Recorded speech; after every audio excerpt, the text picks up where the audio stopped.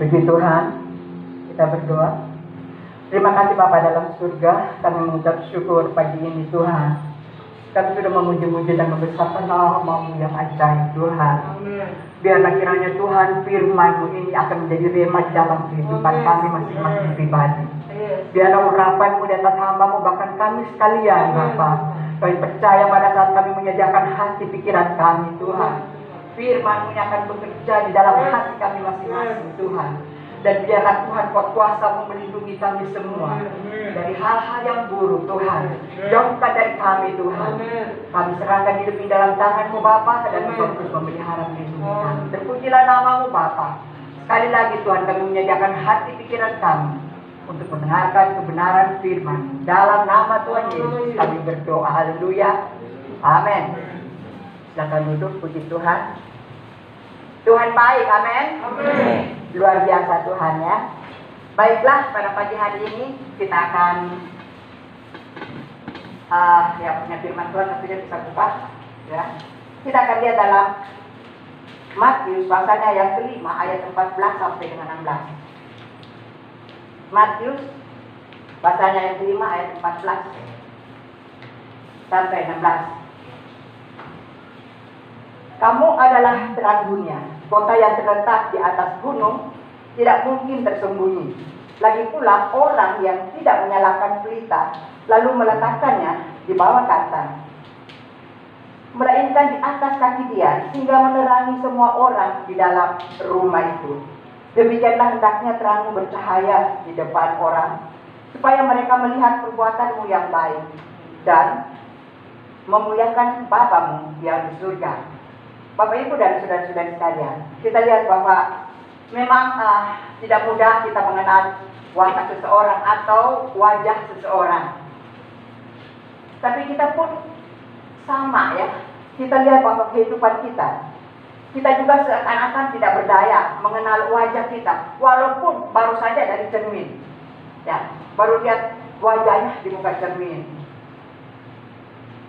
Dan saudara-saudara tahu bahwa firman Allah ini yang kita baca ini, kita akan berbicara tentang bagaimana kita mengenal diri kita, mengenal diri sendiri serta kemampuannya. Dan dengan kemampuan yang ada bisa dimanfaatkan untuk memuliakan Bapa kita di surga. Amin. Bapak Ibu dan saudara-saudara, yang pertama di sini ada 3 poin ya sebenarnya. Yang pertama adalah kita harus mengenal siapa kita. Ayat 14 dikatakan di situ, kamu adalah terang dunia. Kota yang terletak di atas gunung tidak mungkin tersembunyi. Kota yang terletak di atas gunung tidak mungkin tersembunyi. Bapak Ibu dan saudara-saudara sekalian, dapatkah kita menyembunyikan sebuah kota di atas gunung? Tentu saja tidak. Kenapa? Karena dari kejauhan, apabila malam hari, dari kejauhan pun sudah terlihat ada cahaya bahwa di situ ada kota, ada sebuah kota. Nah, Bapak Ibu dan saudara-saudara sekalian, demikian juga dengan kehidupan kita. Tuhan mau agar hidup kita ini bercahaya. Amin. Tuhan mau agar hidup kita bersinar, memancarkan Kristus di dalam kehidupan kita. Itulah yang Tuhan inginkan di dalam kehidupan kita. Tetapi Bapak Ibu dan saudara-saudari, kita perlu tahu di sini bahwa kita dapat menyembunyikan terang kita apabila kalau kita diam pada saat harus bicara tentang kebenaran. Kalau kita diam, tidak membicarakan tentang kebenaran. Jangan kita takut dalam hal ini. Menegur seseorang tentunya dengan baik, dengan meyakinkan seseorang kalau dia berjalan tidak benar.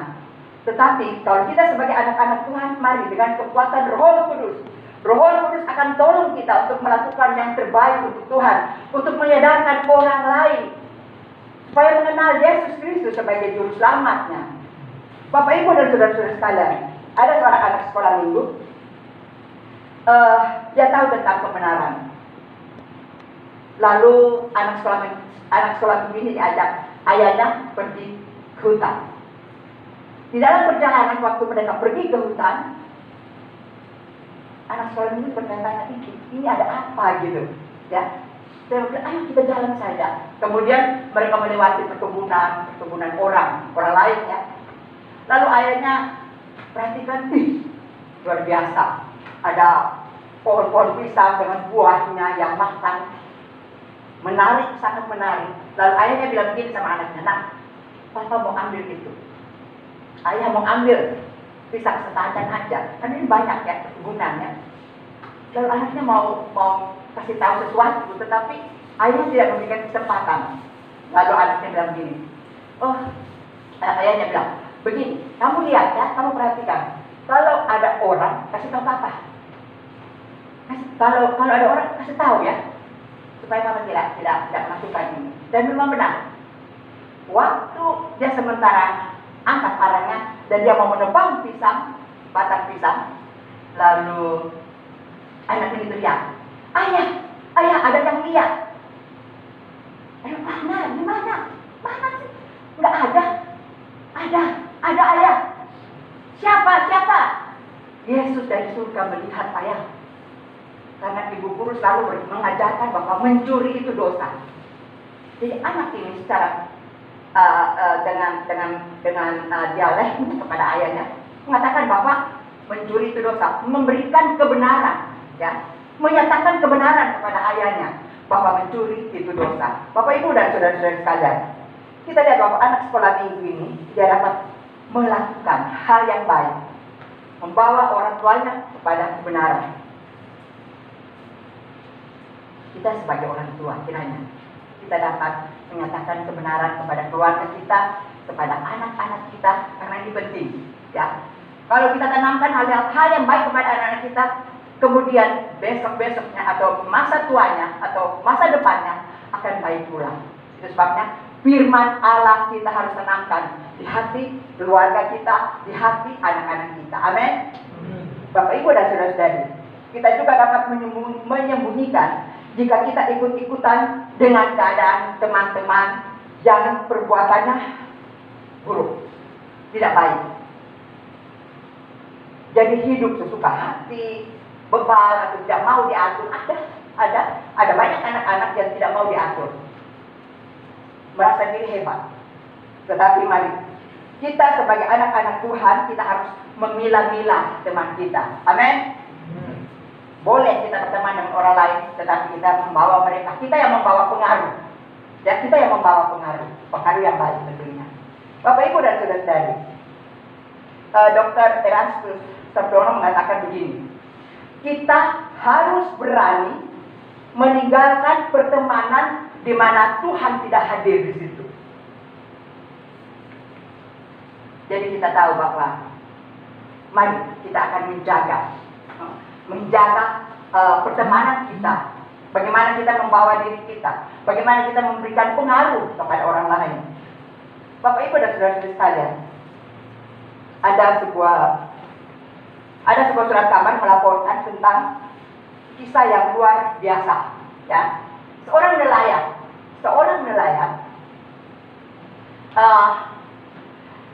dia satu saat dia menemukan kerang, ya. Misalnya mau tonton, saya bikin kerang. Dan saya perlu ilustrasinya. Nah, kerang ini biasanya dia akan terbuka seperti ini, ya. Terbuka, kemudian dia ada di bawah sini. Lalu suatu saat nelayan ini kaget, kok ini ada kerang. Dia buka, dan dia buka ternyata di dalamnya ada seekor ikan, ya, seekor ikan yang kurang lebih 9 sampai 10 cm. Lalu rupanya ikan ini masuk pada saat kerang terbuka, kemudian dia menutup. Ya, dia mengambil bangsanya tentunya, kerang ini. Lalu ternyata begitu dia tertutup di dalamnya, dia mau makan apa? Itu dia tidak bisa makan apa-apa. Dia makan daging dari kerang itu tersebut. Dan saking sudah makan sudah beberapa waktu lamanya, kemudian dia mau pulang nggak bisa karena ini sudah tutup. Ya, jadi jerat buat dia. Bapak Ibu dan saudara-saudara sekalian, ikan itu hampir mati. Tetapi kita lihat di sini bahwa demikian juga kehidupan kita. Dosa itu akan menjerat kehidupan kita. Dia akan masuk ke dalam kehidupan seseorang yang ceroboh tentunya. Dan ketika dia masuk, kita sulit untuk mengeluarkannya. Sudah menjadi kebiasaan. Apalagi kalau sudah terlalu lama, ini akan menjadi suatu kebiasaan. Ya, hidup di dalam dosa.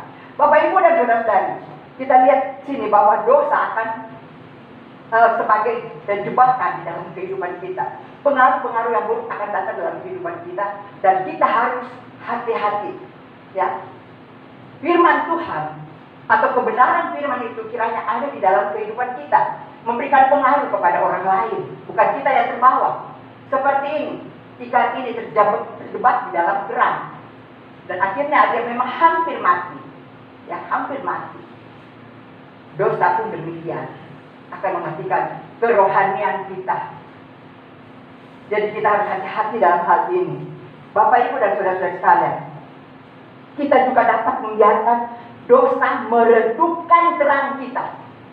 Ya, kita kalau kita ikut-ikutan membuat hal-hal yang berbau dosa tentunya, dia akan meredupkan terang kita. Kita tidak menjadi berkat kepada orang lain. Kita tidak menjadi pelita kepada orang lain, tidak. Tapi biarlah kiranya hidup kita akan selalu ada dalam perilaku terangnya Kristus. Amin. Amin. Hidup terang di dalam Kristus, menjadi contoh, menjadi panutan kepada orang lain di mana kita berada. Artinya kita menunjukkan bahwa kehidupan Kristus lewat sikap, lewat hati kita, lewat perbuatan kita. Semua itu mendatangkan kemuliaan bagi nama Tuhan. Yang kedua, kenalilah perbuatan, kenalilah kekuatan dan kelemahan kita. Kenalilah kekuatan dan kelemahan kita. Dalam ayat 14 Mazmur 103, Mazmur 103 ayat 14 katakan begini. Sebab dia sendiri tahu apa kita. Dia ingat bahwa kita ini debu. Allah mengetahui keadaan kita. Allah mengetahui terbentuknya kehidupan kita. Allah yang menciptakan saudara-saudari dan saya. Dan Allah selalu menunjukkan belas kasihan kepada setiap manusia. Hanya ada banyak manusia-manusia yang tidak dengar, yang tidak mau dengar kebenaran, yang tidak mau menerima keselamatan. Sayang sekali. Saya percaya kita semua di sini sudah menerima keselamatan dan surga disiapkan Tuhan di dalam kehidupan kita. Yang penting kita setia kepada Tuhan. Amin. Bapak Ibu dan saudara-saudara sekalian, kita lihat di sini bahwa Dia tahu kekurangan kita dan Tuhan tahu kelemahan-kelemahan kita. Dan kita lihat di sini Bapak, contohnya murid-murid Yesus, ya. Murid-murid Yesus sendiri 3,5 tahun bergaul dengan Tuhan dalam pelayanan. Tetapi kenapa masih ada juga menyangkal kepada Tuhan, bahkan tidak percaya kepada kebangkitannya. Lalu kalau kita menelusuri kehidupan para muridnya ini, ya mereka memang waktu akhir hidup mereka tersiksa, ya, disiksa. Dan ini memang selalu kehidupan murid-murid Yesus itu yang terjadi. Bapak Ibu, murid-murid Yesus itu manusia biasa, sama dengan kita. Tetapi ketahuilah di sini bahwa Tuhan mengetahui kelemahan kita, Tuhan tahu kekurangan kita, dan Tuhan lihat kita. Apakah Dia membiarkan? Tidak. Tuhan tidak membiarkan kita. Tuhan peduli. Bahkan ada yang katakan, Allah mengerti, Allah peduli dan lain sebagainya saja. Dan ini kan waktunya cukup pendek ya untuk khotbah pada pasal 8 dan ini. Nah, tapi kita harus ingat bahwa matanya memandang saudara-saudara dan saya. Luar biasa Tuhan kita, ya. Tuhan.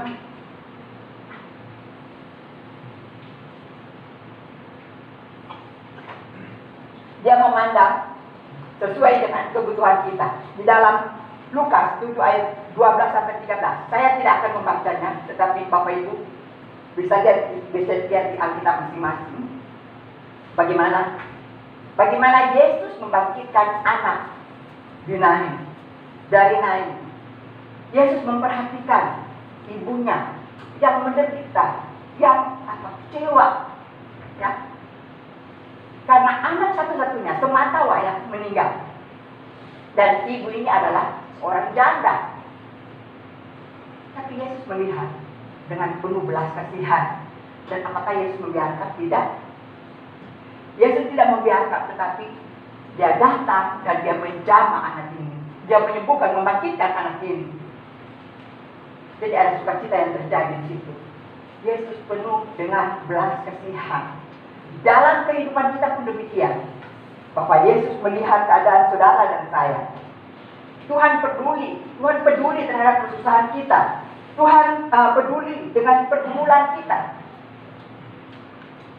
Apalagi pada masa-masa pandemi seperti ini, ya, ekonomi terganggu, kesakitan, kematian. Seluruh dunia merasakan hal ini. Bapak Ibu dan saudara-saudari, semua orang dalam keadaan takut, was-was. Ada teman saya meninggal kemarin karena dia dapat cancer, ya, payudara. Lalu dia saya dengan berusaha karena saya di dalam grup paduan suara, dia datang kemari. Nah, pimpinannya istrinya yang meninggal, ya, 55 tahun. Kemudian saya datang dengan berusaha mengantar kuah sebagai persembahan kasih buat pendeta Jenny.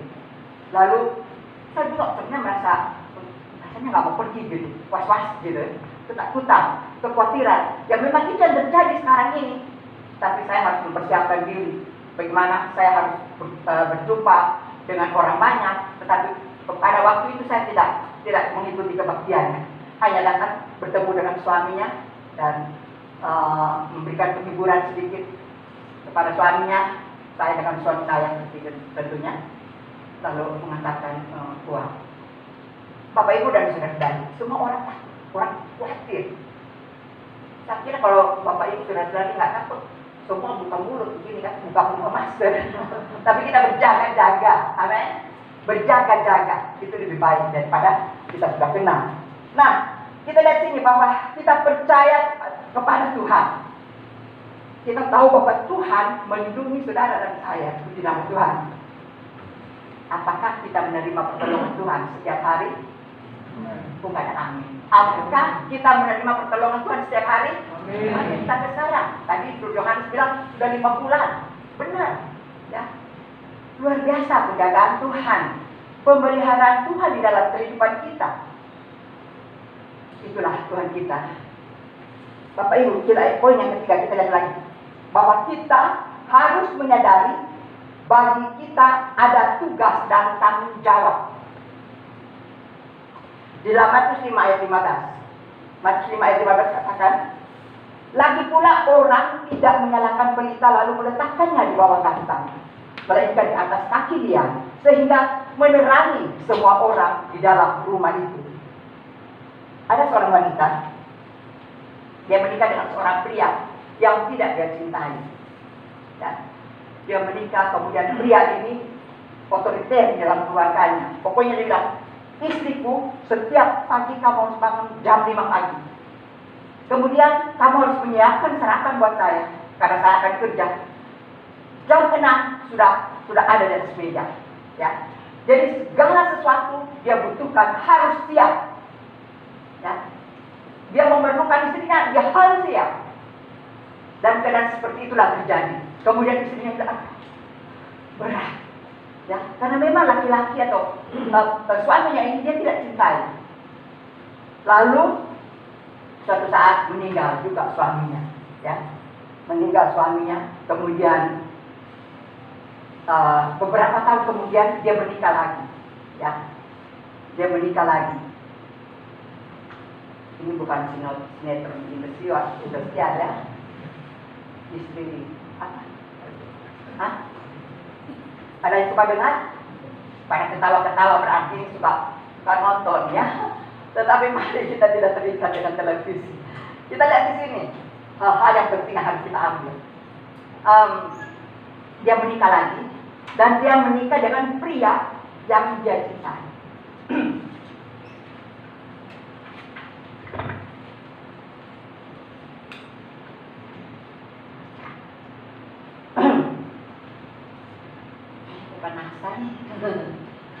Ada kaca. Iya. Kemudian dia menikah dengan pria yang dia cintai.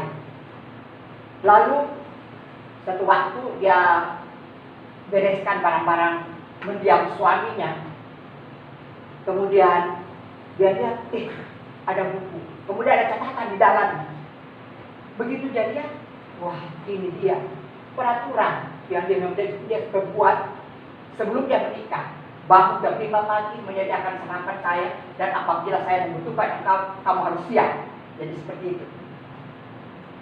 Tapi dia sedikit berpikir, dia bilang, ya beda ya. Kalau sekarang, kalau dulu saya melaksanakan tugas-tugas sebagai seorang istri atau ibu rumah tangga, saya senang, kecewa, ya kayaknya tidak ada sukacita.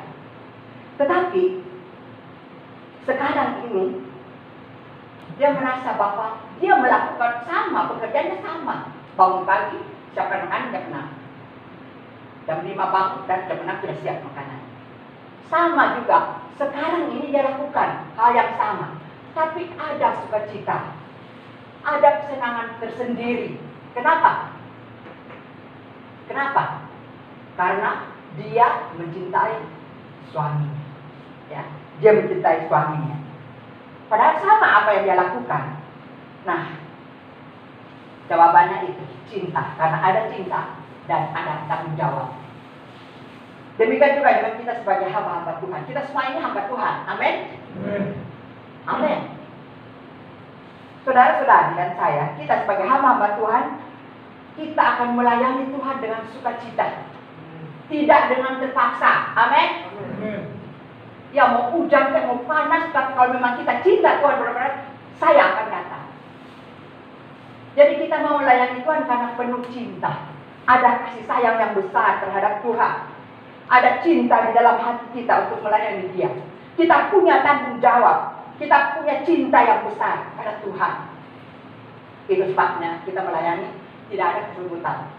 Ya, tidak ada kesulitan. Kita melayani dengan penuh sukacita. Karena Tuhan yang kita sembah adalah Tuhan yang hidup, Tuhan yang luar biasa. Amin. Tuhan yang penuh kasih, yang memperhatikan kehidupan saudara-saudari dan saya.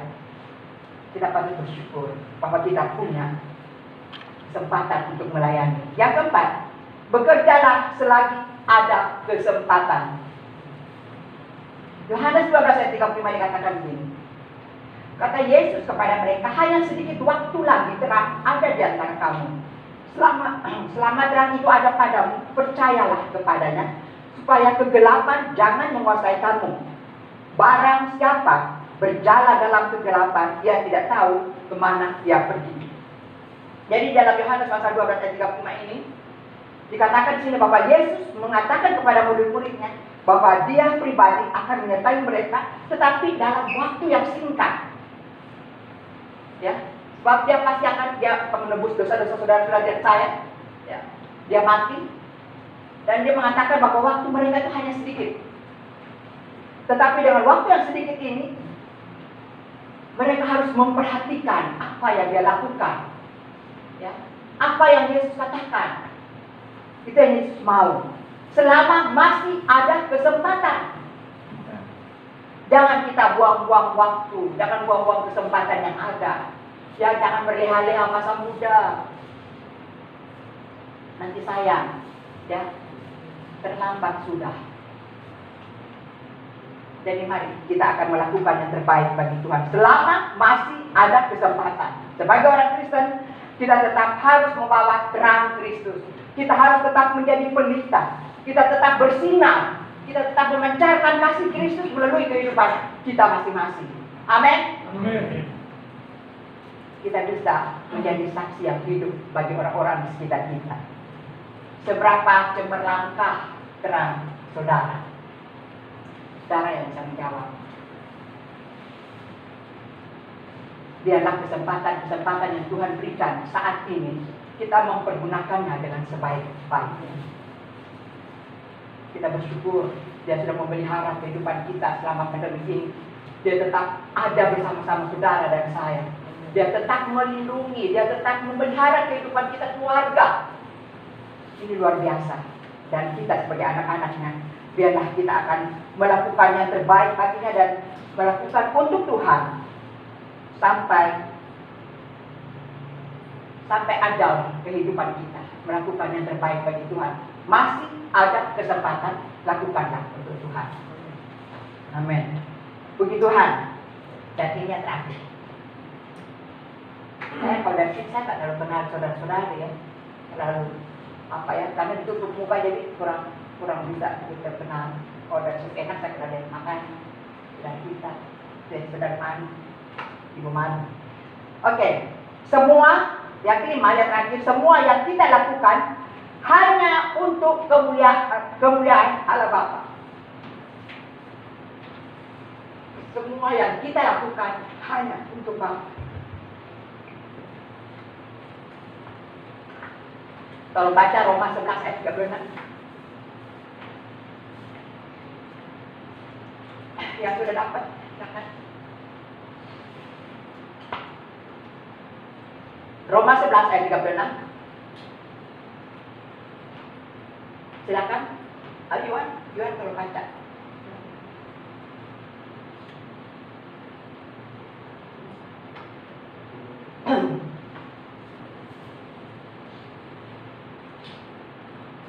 Roma 11 ayat 36. Sebab segala sesuatu adalah dari Dia dan oleh Dia dan kepada Dia. Bagi Dialah kemuliaan sampai selama-lamanya. Di nama Tuhan, sekali lagi. Sebab segala sesuatu adalah dari Dia dan oleh Dia dan kepada Dia. Bagi Dialah kemuliaan sampai selama-lamanya. Saudara Bapak Ibu akan berdiri bersama-sama. Kita akan bacakan bersama-sama ini ya.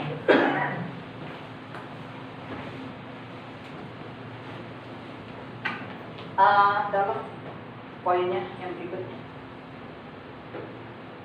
Bisa baca?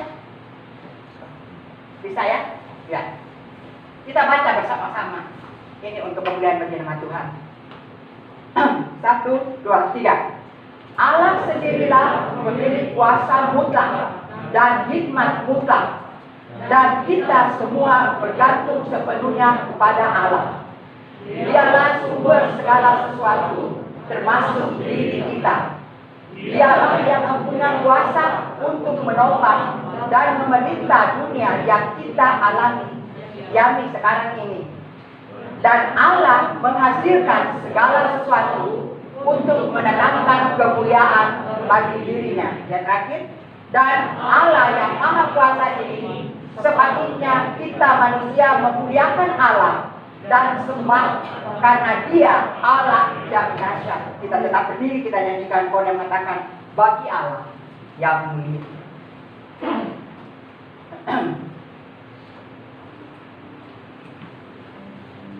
Puji nama Tuhan.